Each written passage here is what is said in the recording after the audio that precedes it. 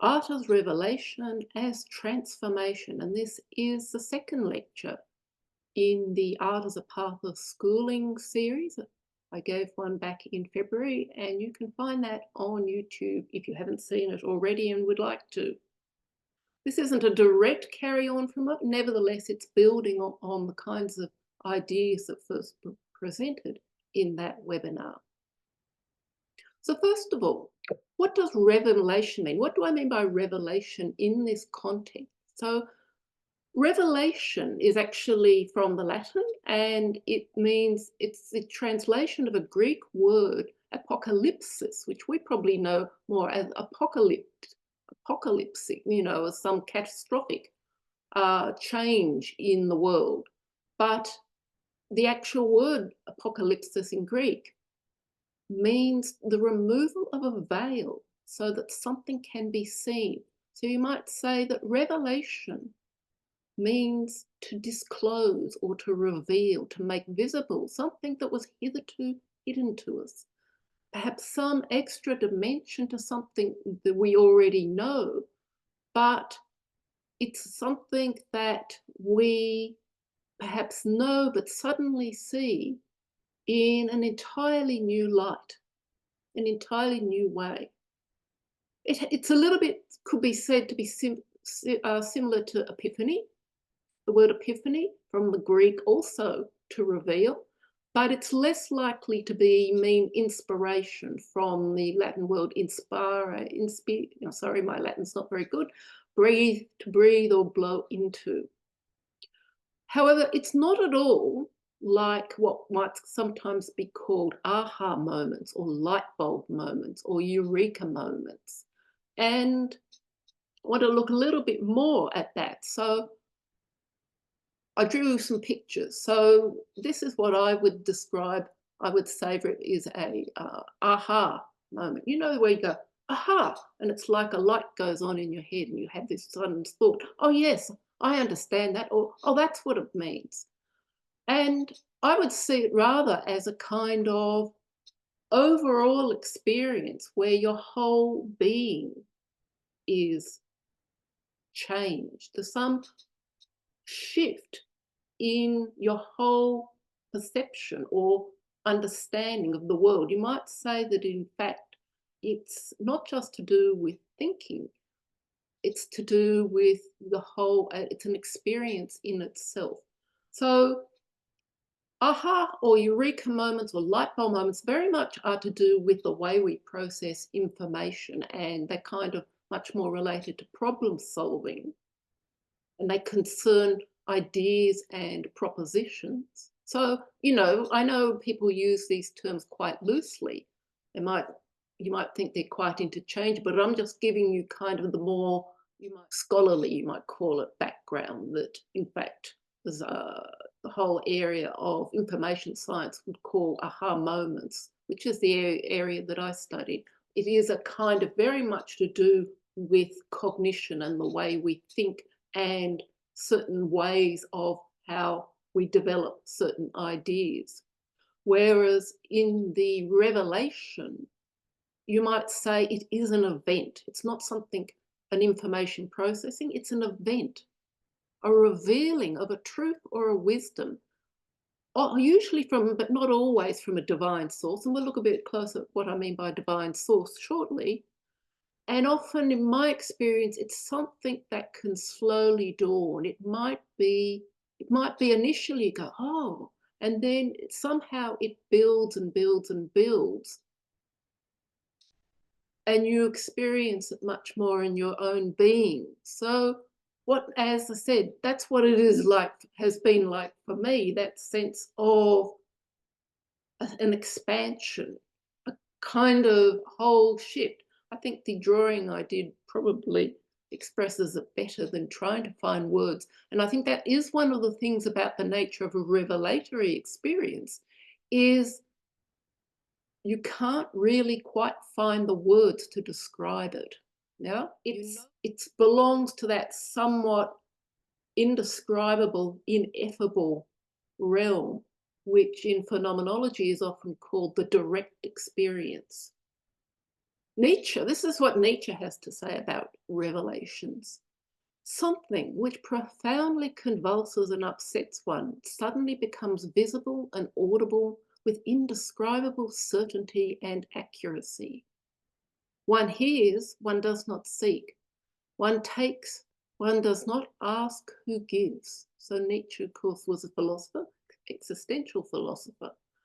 And this description, something that a profound experience, upsets, and I don't think he means in necessarily the negative way, but it shakes one's whole being. It's the certainty and accuracy. This is why it's often related to a truth or a wisdom beyond that kind of aha moment of thinking, oh, I've sorted a problem out, or oh, that's how I do it. Revelations usually, if you were to, if you search it out on the internet, you'll invariably come up with divine revelations. The divine revelation connected invariably with the book of Revelations in the Bible. And in this sense, it's of course the revealing of truth given through God or through a divine being. And it's like a direct message. And in this picture here, we see on the left this angel who's blowing a horn. So it's the angel of revelation, of judgment from the book of Revelations.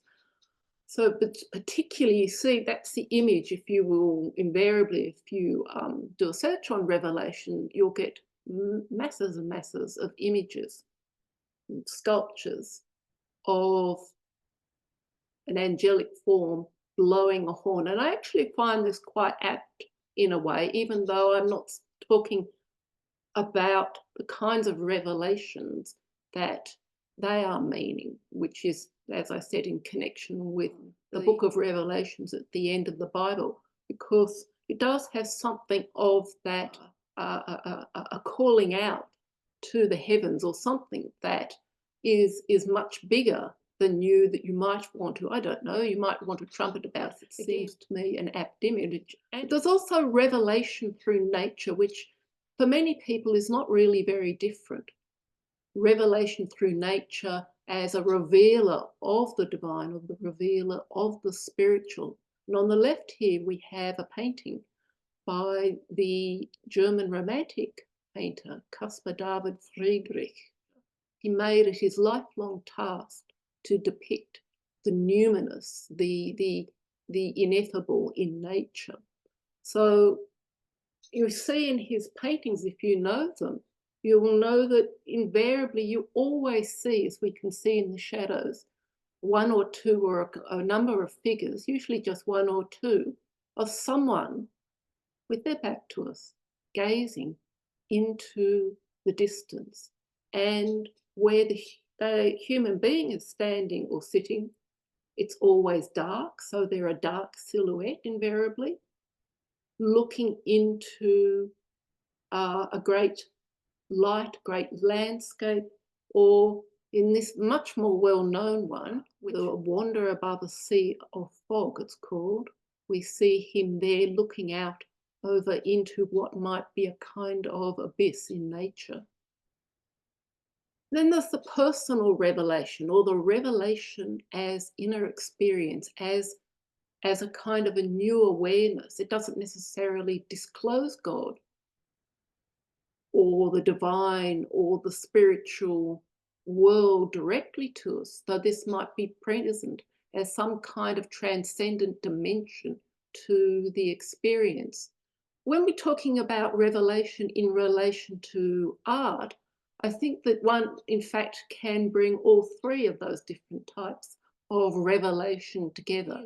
It may not, as I said, be a direct message in the religious sense from a divine being, but nevertheless, it's got something of the spiritual nature to it.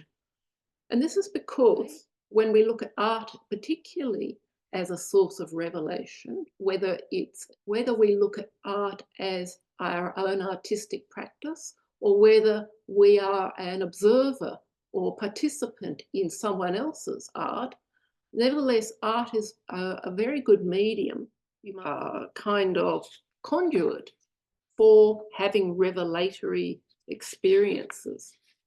And this is because, to go to something that Rudolf Steiner says, is that he says that we stand on the edge of the abyss. We stand in the world of senses on the edge of the abyss. And beyond that, whether it's in sleep or death or just the unknown generally, we experience something of an abyss beyond us. And he says that cognition, ordinary thinking, modern science or modern religion can't actually bridge this abyss, but art can. And then he goes on to say, art forms a bridge across this abyss. This is why art must realize that its task is to carry the spiritual divine life into the earthly, to fashion the latter in such a way that its forms, colours, words and tones act as a revelation of the world beyond.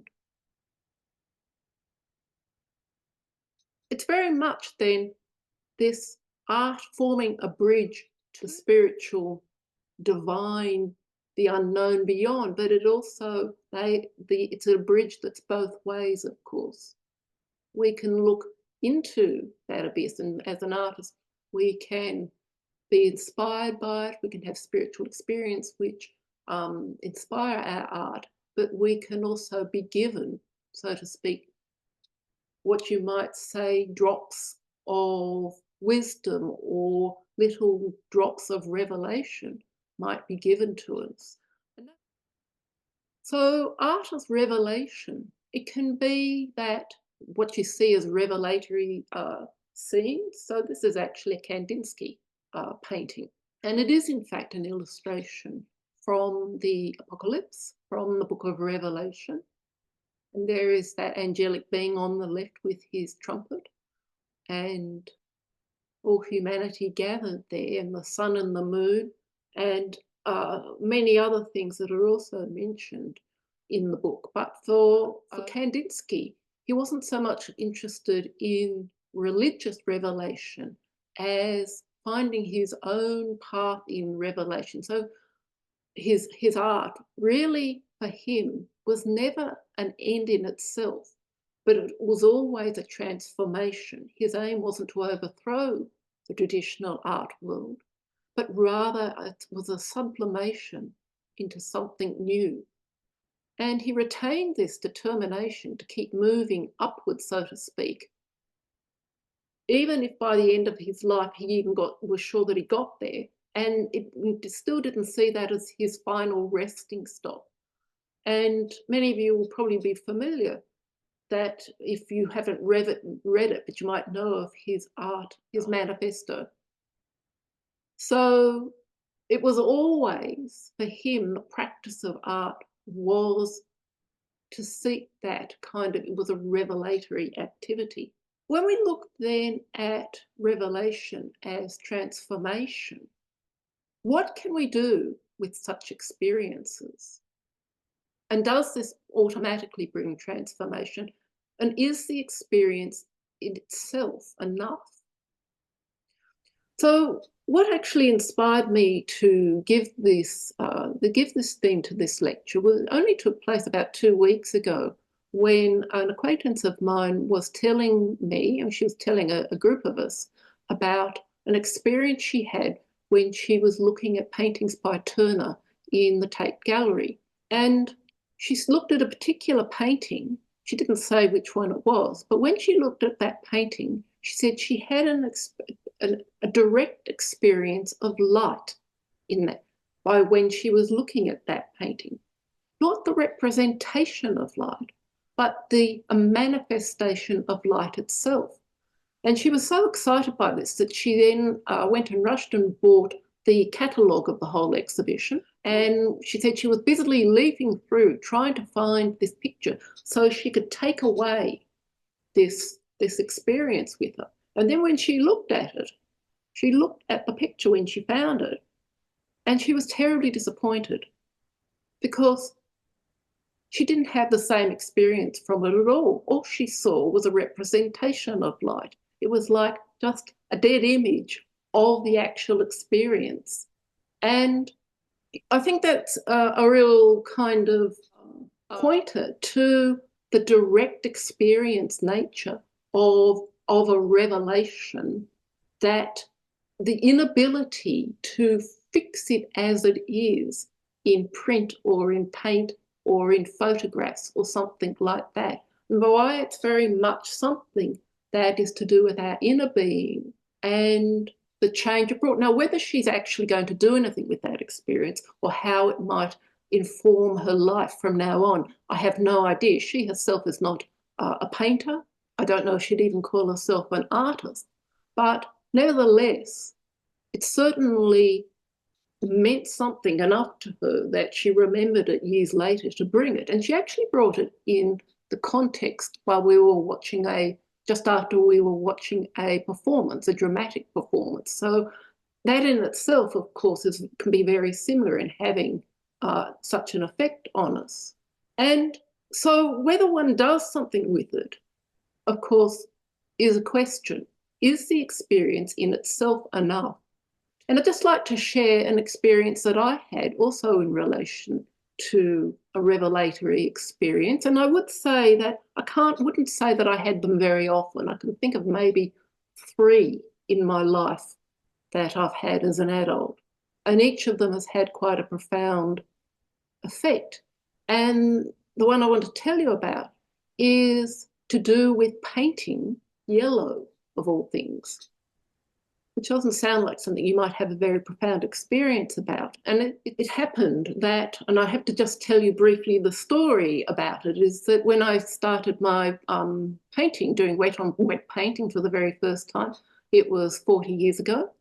And I was, I remember they would say to us, you must experience yellow, you must experience blue, you must experience red. And you would think, oh, what does that mean? I don't even know what that means. I'm just trying to cope with the brush and the paint and things like that. But I remember very clearly by the end of the year, I remember close to the end of the year painting yellow. And they used to say to us, form arises out of colour, form arises out of colour. And I think, oh, yes, okay. It's almost a mantra in the anthroposophical approach to painting. Form arises out of colour. And you'd think, yes, yes, yes. And then one day I went, oh, that's what they mean. Oh, okay, yes, now I understand. Yeah, I had that experience. Now, that wasn't my revelation. That was more like a light bulb moment, you might say. And then, of course, I went on for many, many years to teach painting, teaching Goethe's approach to colour, teaching Rudolf Steiner's colour theories, teaching, Colour Dubois' approach to what yellow is. Everybody's got a slightly different view of, describes yellow in a slightly different way. And I can't say that for most of that time I had any more sort of change in my understanding of yellow until quite recently, earlier in this year, when I was doing a course with some of you on the moral experience of colour. And we were working with the colour lectures, the moral nature of colour, those particular lectures. And we were painting through each colour in relation to their moral qualities. And when we came to yellow, we were studying this together as well as painting. And I remember when I was reading about the moral nature of yellow, of how it is a bridge. It is a bridge out, you might say, to the spiritual world. What he actually says in the lecture is, in yellow, we have the experience of being taken back to before birth, to what our you might say, our higher self's intention was. And for me, it was suddenly a revelation. I just felt that experience of a whole new dimension of yellow had opened up. So often when we see yellow in a painting, you might think, oh, it's the sun shining light upon us. But I had never really, in that sense, thought of yellow as being a bridge that would take me out. That in yellow, in painting yellow, in the experience of yellow, in looking at yellow, that I would be carried out. I could be carried out into the cosmos in that way. You will have to, of course, to understand what I'm saying, or perhaps to understand what Stein was saying, you'll have to read the lecture yourself, because one knows he builds it up in a certain way.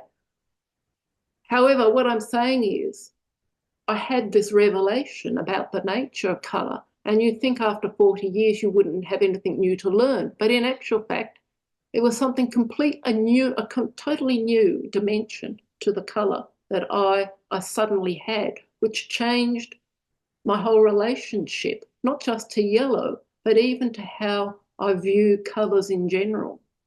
So that's just my particular revelatory experience. Is the experience in itself enough?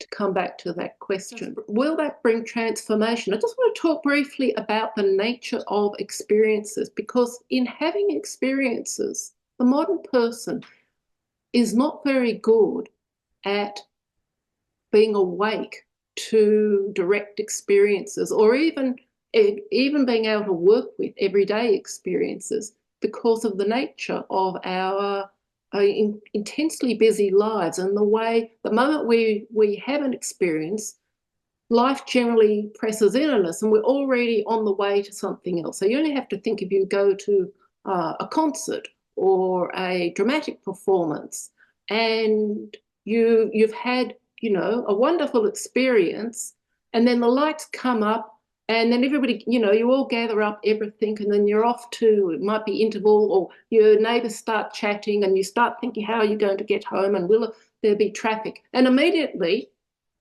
it all dissipates, yeah? It's all gone. You're already too busy moving on. Well, someone told me they once had this real kind of revelation in the middle of a study group.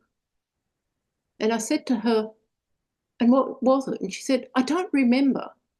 I said, well, why didn't you write it down? She said, I don't remember. I know I had something, but I now don't remember what it was. Because, they were moving on through the lecture, and she didn't want to, she didn't want to get lost. She didn't want to stop listening. Whereas in actual fact, I would have said that the more important thing would have been to stop listening to the rest of the lecture and sit with that moment. There exists in us an impulse to bring to the threshold of consciousness what lies beneath it, so that we may know something of it and bring it to fruition.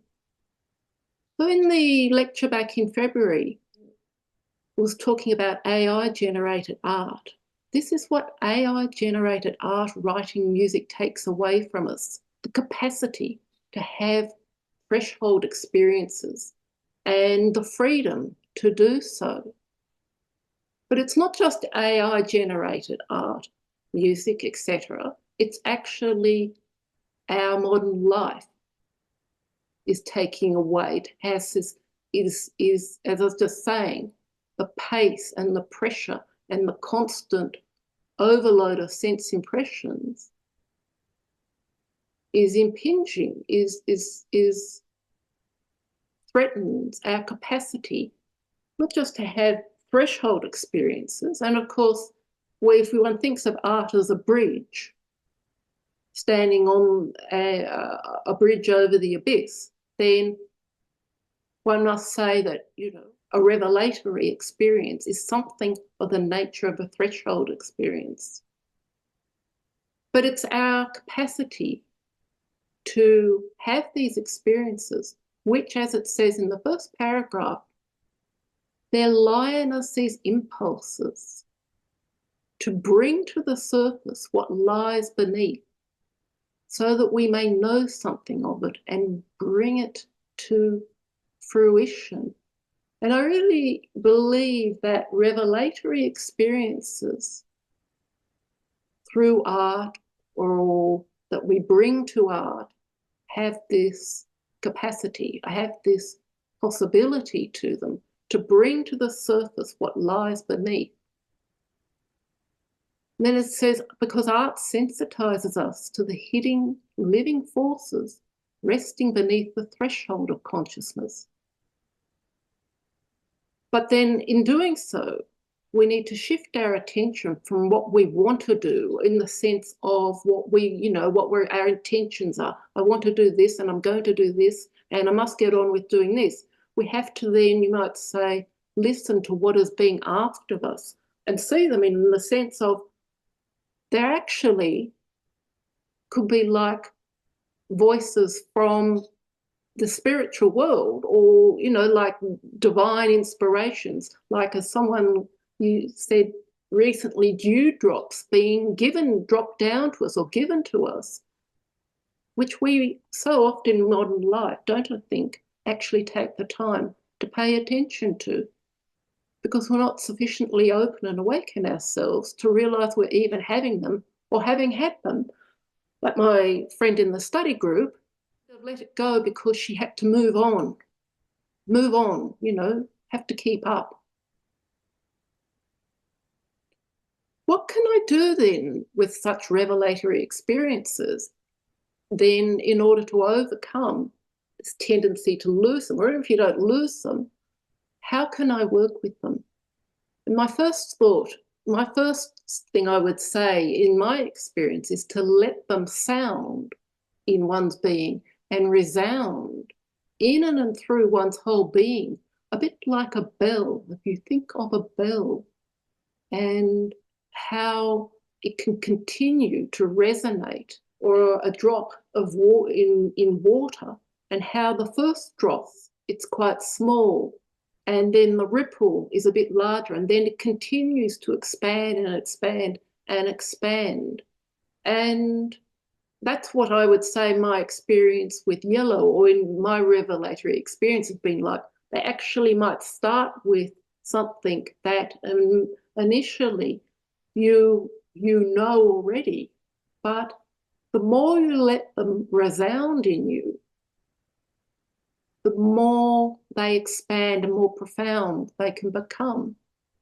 This rather blurred sketch here, it's in actual fact is what happens when you see a drop of water dropped into flowing water, and how it meanders along, but it starts to make these little, it gathers itself in places and it gathers its place, and the gathering places become bigger and bigger and deeper and deeper and deeper, turning into little kinds of vortices and whirlpools.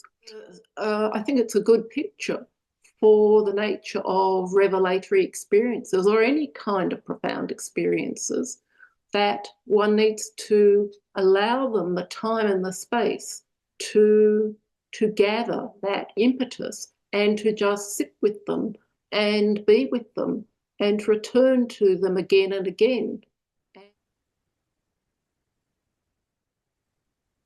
Let's see, two quotes from in relation to working with the direct experience, what you might say, how one can retain the quiver of the original experience. And the first one from Merleau-Ponty, the philosopher and phenomenologist Merleau-Ponty, says, with our task is to bring this world, this experience, to light as it is, or as it was, before any falling back on ourselves has occurred, before we actually start to try and turn it into something and make it something, that we just live with the direct experience and then try to, he's actually talking about writing. We have to try and capture it again in that way. And then from Max van Manen, who is also a phenomenologist, alive, and he's talking about what Merleau-Ponty might say, to find access to life's living dimensions, while hoping that the meanings we bring to the surface from the depths of life's ocean have not entirely lost something of their natural quiver, of their undisturbed existence, as Merleau-Ponty might say. So this bringing things up from the subconscious, or from, you might say, the backspace, or these things that hover there and trying to capture them, capture something of their original, the quiver of life. Rather, as my friend who looked at the Turner painting and saw light, experienced actual light in the painting, by looking at the catalogue, tried to somehow hold on to that experience, but was unable to through a catalogue because it was no longer there, and the experience can only live in her being, in her memory, but a memory that's still alive in her.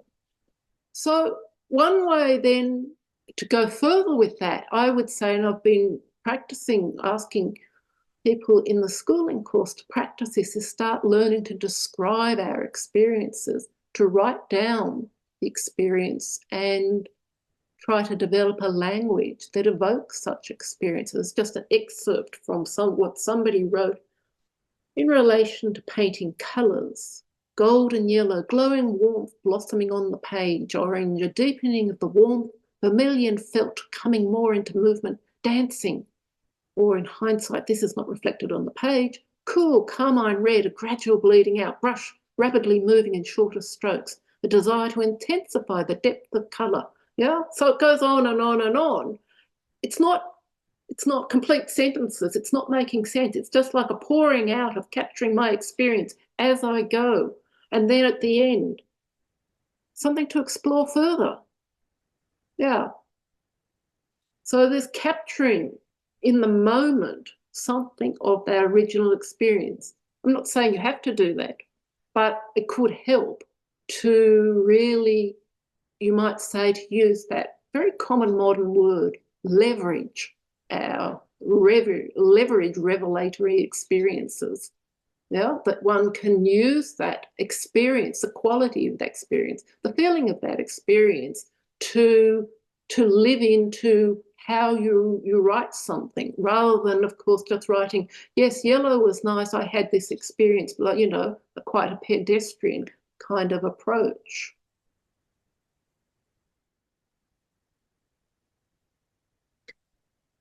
Just to wrap this up, divine revelations, spiritual revelations, personal revelations. There's two quotes from Rudolf Steiner where he says, in fact, the capacity for the modern human being to have direct spiritual revelations has in fact ceased, in the sense of how people perhaps in ancient or biblical times had. Now, however, a time is beginning when new revelations are breaking through the spiritual horizon of humanity through the veil of outward events. New revelations of a spiritual kind are breaking in upon us, albeit humanity is often not yet willing to admit them, or even, as I was saying, to even notice that they've happened. So what I've just tried to bring to you here is the importance, I think, of both recognising when one is having a revelation, but then this taking time to really allow it to, as I said, resound in one's being, because these could be, in fact, these spiritual, I don't know, for want of a better word, messages, or we might be given something. Imagine being given something by a higher being, by your angel, and not even recognising that it's been given to us, or not even really knowing what to do with it, and it's sort of, oh yes, okay, not necessarily recognising the import of just what we've just been given.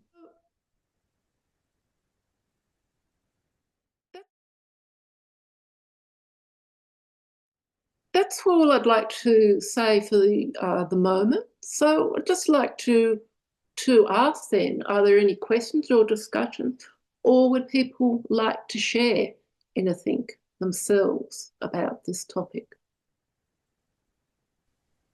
I've got something that I could share. I've got a number of things, but I'll share one because there's probably lots of others that want to talk. In 2006, I went to Dornach for the first time. and I went to the Art of Colour conference that was organised there by Carolyn Chanter. So for just over a week, 10 days, I was not driving a car, eating really wonderful biodynamic food, not watching any screens, and painting every day. At the end of that experience, I was taken to see the representative of humanity. I'd seen it before in my time there, but when I went to see it at the end, it was like the sculpture was alive. And at the same time, I was wandering around the Goetheanum, and all of Gerard Wagner's paintings were lining the walls. There would have been 50 or more of them. And they were packing them up because it was the end of the conference.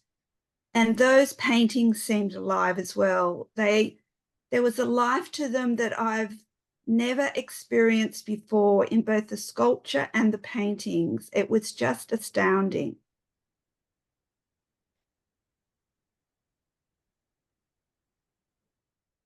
I think it's really interesting you said that Bronwyn, that you were put in a particular spot, you were in a particular space under very particular conditions, which gave you the time and the space to put aside all your everyday things and be in a totally other place and be, you might say, you know, opened up by the painting and by that place in order that you could have that experience, which if you just pass through quickly on a tourist visit. So you went through a whole preparation without even know you were going through a preparation in order to have that. Yeah. Yeah. That's Yeah, Kate. Hi.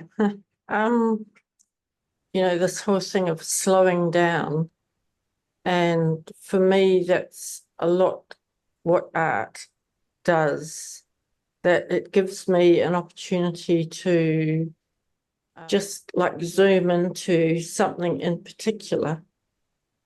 And just listening to you reminded me of, at the moment, I've been doing the subsidiaries, and in the clear thinking exercise, just choosing something out of my workroom and, you know, using that for a couple of weeks. And then I've been out of that process, which, I mean, Steiner doesn't tell you to do a painting of it or to write a poem, but it's actually given me this, I mean, I suppose it's a Goethean exercise in a way, this opportunity of, it's just felt like my room where I meditate in the morning and work later has come alive, because these different things that I've used in the exercise,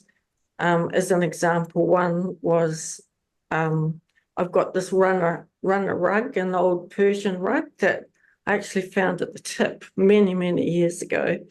And, you know, I've hardly noticed it. I vacuum it and, you know, keep it clean or whatever, but never really looked at the designs or kind of anything. And over that process, it's like this rug totally comes alive, and I could see all these symbols in it that were pertinent to other things that were happening around me and what I'd been sort of looking at. And so I think, yeah, like just taking that time, slowing life down, you know, getting older now, and really that just demanding of life that I can do that, and having art or having those processes that I've used for years in different ways as like that language to extend that experiencing of just making things live in a different way. And, you know, talking about revelation, would I call it revelation? I guess it is revealing something that lives behind it, you know, because mostly we just live, don't we? We don't notice, even, you know, living in a lovely environment where I live, you know, you don't notice it. It's just there and you kind of take it for granted. So, yeah, that's my 2 bobs worth. Oh, thanks, Kate. Yes, Elizabeth. Yeah, I just wanted to say simply, yellow is, I just love yellow. I just come back to it all the time in my life. And when I was a teenager and I went to sort of painting class briefly, I didn't know what I was doing, and I just grabbed some yellow, and it's always stuck with me, and I never got to develop anything. But anyway, when you were talking about the yellow, I just found that really moving, and I felt like I wanted to cry, and I'd really like to learn more about that. And yeah, so that's just what I wanted to say. Thanks. I will send you when I send out the video recording, send out some references I've drawn on, and also where a lot of those quotes came from. Yes, Sarah. So I have a question, because I'm interested in this, in the threshold experience, and this sense of, you know, creating. Now, you have spoken before about, in the artistic endeavour, there's a sense of sacrifice. And I guess I'm just really intrigued, interested in that, you know, like, I mean, I suppose in a way it's a bit this question about of Hilda af Klint, where she was actually channeling, and, you know, and I guess in my understanding is that Steiner was like, people are not going to understand this, and so it's better if you leave it for another time. But I just wonder, like, that, you know, I guess at what point, or is there no point? Like, is everything that we create out of a sense of revelation or transformation, you know, a gift from the spiritual world, and that we, you know, that it's not us, so to speak. We are really just being a channel. I mean, I guess I'm just like interested in that. Yeah. How the mix. I wouldn't say we are just a channel. I don't, in that sense of being a medium where you're unconscious of how or where it comes from. And certainly the anthroposophic path does not agree with that, because you actually have to set aside. It's like you have to lose your sense of self in order to literally be a channel, that mediumistic. So her was working mediumistically, and then she took her work to him, and he said, no, that's not how you should be working. I mean, for one thing, because if you work mediumistically, you have no idea who's taking, you know, it's like, yeah, you have no idea what kind of things who you're being influenced by, really. You're really opening yourself, you could be really opening yourself up to all kinds of problems, unless you're very, and, you know, this is what the exercise in knowledge of higher worlds and such places are for, and the ones that Kate was just describing, in order that it doesn't actually disturb your whole being in such a way that is detrimental to you being able to live in the world.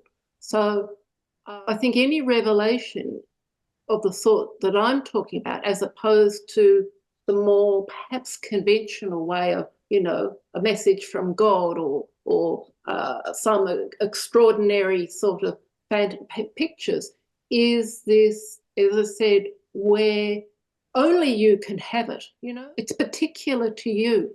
Although my friend describing her experience with Turner painting, I can use that and it can influence me, but it's not my experience. I can't have it in the way she had it. I didn't have the revelation in the way she had it. And likewise, the revelation that I had, which is particular to me, is in fact going to may not mean anything to anybody else. It's personal. It's the personal revelation. And it may not even be new to anyone else. Other people may have already had it, but it's like the creative act. If it's completely new to you, then it's creative, isn't it? It's your yeah. Thank you. Although when you hear the revelation of somebody else, you can hear the truth in it, can you not? If it's, I mean, I was thinking of somebody the other day who was telling me about a drawing exercise they did and what came to them from that drawing exercise. And I was really moved by their description of it. So it almost became a revelation for me as well. I'm not sure. Yeah, I know what you mean, Bronwyn, and yet it's not the same as that. It still remains more of an idea because, as I said, that feeling of this kind of revelation that I'm talking about. I mean, let's not say this is a revelation and that's not a revelation. Yeah, let's not bind us to kind of fixed ideas. But nevertheless, I think that although the other people describing their revelations to me can take me down a path of exploration, or I can be inspired or moved by them, it's still not the same as it would change my whole direction. So I guess in a way, when I'm speaking of this kind of a revelation in art, though it's something that can shift your whole way of seeing the world, or the direction you take, or you realise that what you want to be or what you thought you were going to do, you're actually being given an opportunity, you're being given this, you might say, or prepared in that way to have such an experience in order that perhaps you change your direction or you're in life. For instance, I mean, in his lectures on karma, Rudolf Steiner says that karma, destiny, is not what most people think it is. It's not what your decisions it's not what you decide to be in life, or how you do, the intention you decide to do this or be that, or it's not those more outer things. It's actually something from your innermost being, which for modern people may not actually be revealed. It's something that works so deeply in your being that you may not be aware of it. And he said, really, then one of the tasks, all the exercises and so much of this is actually allows you, or is working towards, I can't quite find the words, gives you the possibility to actually become aware of those deeper, something in the most, from your innermost being, in the way that, in fact, just going back to what you yourself said, Bronwyn, when you were at the Goetheanum and you had that experience, and you had that experience after a number of days. So, as we've discussed before, the first Goetheanum, Steiner said, was in a place where people would become aware of their karmic intentions, yeah, through being worked upon, just as you've described, that you had an experience in such a way. I haven't had that experience when looking at that sculpture when I was in front of it, yeah? I didn't have that. I had more the tourist. Even though I knew a lot about it, I had that more tourists response to it. So, yeah, but you've actually had something of what he hoped the first Goetheanum would be by completely being surrounded by all that. Yeah. And I had Erica there, Erica von Baravalli, telling everybody else to shush and leave me in quiet. Yeah. Yeah. You need a guardian. Yeah. I'd only say I had about 2 or 3, maybe 4 what I would call revelatory experiences. And one of them I described to you, but one of them was actually also in Dornoch when working with the artists who were working on the ceiling of the second Goethe item. And I spent 2 weeks. So again, like you, I was in a preparation, I was put in a space where I was prepared. So everybody was working in a huge warehouse together. And I know I've told this story a number of times before, but this is because it's influenced my whole life so much, is that I had this revelation while I was there of the meaningfulness of what actually happens when many artists work together in a studio space, but they actually, the activity of the creative forces became like a substance, for want of a better word, in the space itself, you know? It's a bit hard to describe, but you actually felt like you could draw on those forces of what everybody else was creating together. And it didn't really hit me so strongly until I got back to Australia and was left with the utter emptiness, of my own studio, just me having to do everything, and without having all those other forces. And that was like 25 years ago, and it had such a profound experience on me that I've tried to get that. I've tried to work with that ever since, you know.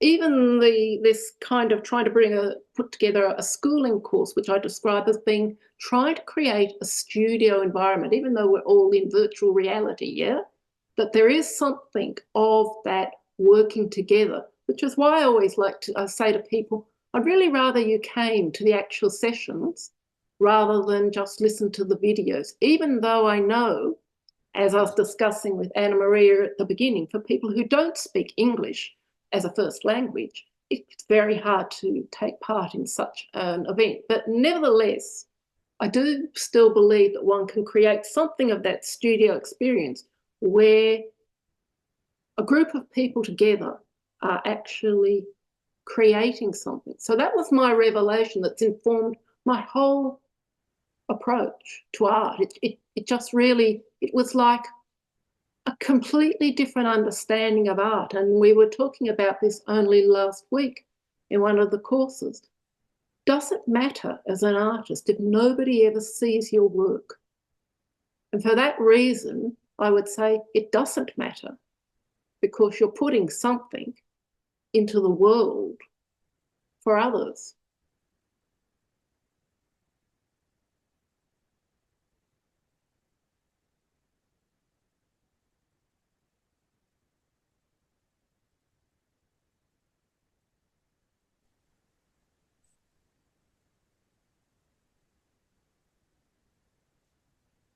Yes, Jessie. Fiona, just thinking about what you said right at the start about being related to Revelation, being related to apocalypsis, and that whole idea. Well, apocalyptic is usually related to, you know, sort of a lot of people think of it as scary stuff. And it sort of also makes me think about the Guardian and threshold experiences. So you can have an experience, and if you relate that to art as therapy being used for mental health issues, for instance, then quite often you might find that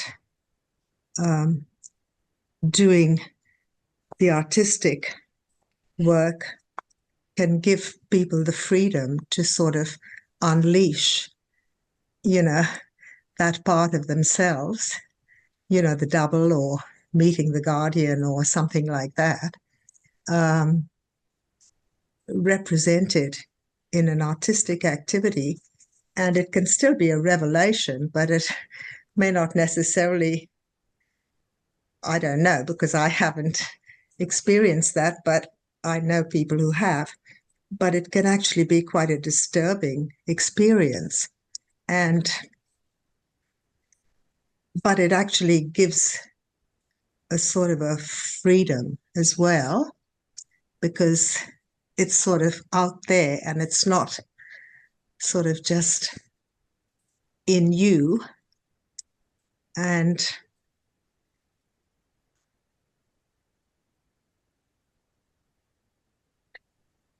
because I know people who, for instance, say under the influence of prescribed drugs, you know, like say if they're getting morphine or something, and some people have really good spiritual experiences and other people sort of go, oh, now I've seen, you know, my devil or the guardian, and it's really horrible. So I don't want to go there. But in a way, it's still apocalyptic and a revelation.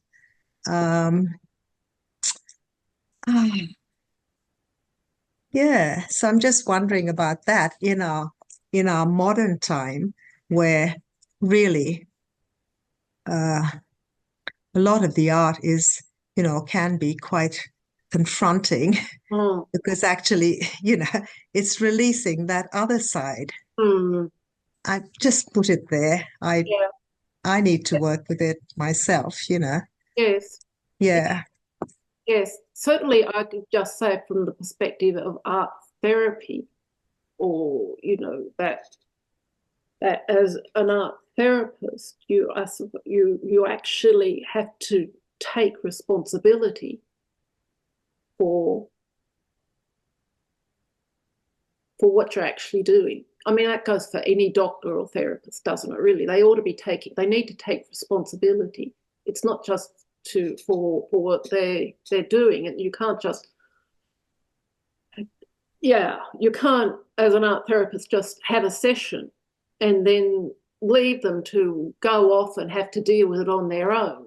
Certainly, in my training, we were certainly told to guard against that. You actually have to work with someone. You actually, a bit like in meditation, you actually have to close it off again, if they do have such experience. I don't know. There are other art therapists here. I don't know what they might say.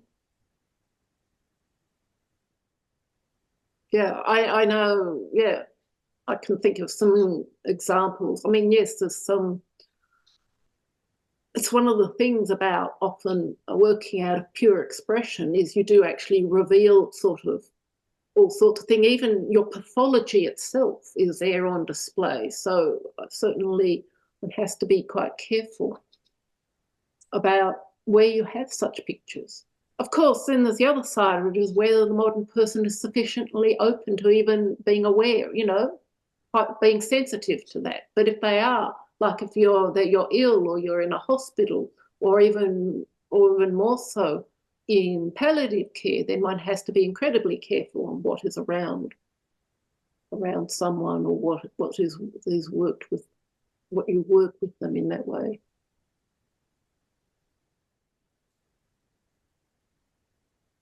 Just to bring it back to how one works with art in this way, or how art can work upon us in this way. It doesn't even, I mean, you know, I have never had hallucinatory experiences, either chemically induced or otherwise. My revelatory experiences didn't come out of any kind of out-of-body experiences. It was rather, I was very much within myself at the time. It's like suddenly you feel yourself having a whole new way of looking at the world, or it's a shift in your being, and you realise that, you know, like a door being opened. Yes, Sarah. It's just interesting you should talk about that, because I think there's an ethical issue in terms of art, in terms of expression, that, and something about truth and integrity. I mean, I'm often reminded of, you know, you have like Brett Whiteley, who died of a heroin overdose. You have Charles Blackman, who was an alcoholic. You know, you've got Wordsworth, who was a heroin addict. You know, like they were, I don't know, like addicted, or like were so connected to this revelatory experience that they wanted it at any cost. And I think that that's where the integrity comes, because if you haven't done the spiritual work and you take a substance which puts you into that altered state, and you can produce extraordinary work like you know, Whiteley did. And, you know, for me anyway, it feels like it feels artificial. I think there's something more authentic in what perhaps, like, you know, I mean, it's a bit far-fetched, perhaps, you know, a true revelationary experience based on, you know, having done spiritual work and, you know, working with your karma and the like, that you need all of that together. You can't, you know, like the ethics, like the soundness of you as a human being is eating well and being healthy. You know, I don't think you can extract those out and go and be somebody who's incredibly like connected to their shadow side, for instance, and produce art. I think is going to make a difference to humanity in a positive way. That's my two bob. Yeah, you're of course talking about painting revelatory experiences as opposed to having them. I think for Whiteley,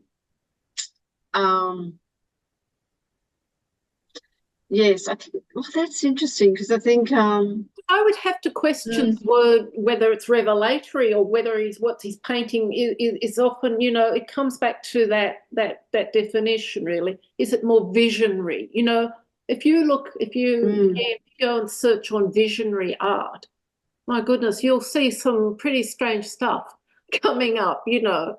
And a lot of it, I might add, these days, AI generated, yeah? yeah. It's almost, it's actually something uncontrollable that's coming through, yeah? So I am not in any way advocating that. So I'm actually talking about more